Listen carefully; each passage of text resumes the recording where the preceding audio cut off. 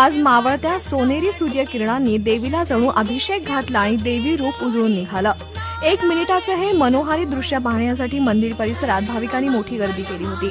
सूर्यकिरणांचा महाद्वारच्या दिशेने प्रवास सुरू झाला। 6:18 हा प्रवास सुरू होता। 6:09 सूर्यकिरणांनी देवीच्या गर्भकुटीतील पहिल्या पायरीला स्पर्श केला। भाविक श्वास रोखून सूर्यकिरणांचा प्रवास पाहत होते। 6:14 देवीला चरणस्पर्श झाल्यानंतर भाविकांची उत्कंठा अधिकच वाढली। त्यानंतर 6:17 सूर्यकिरणांनी देवीच्या खांद्यापर्यंतचा आणि नंतर अवघ्या 1 मिनिटात चेहऱ्यापर्यंतचा प्रवास पूर्ण केला। किरणोत्सव सोहळा झाल्यानंतर देवीची विधिवत आरती करण्यात आली।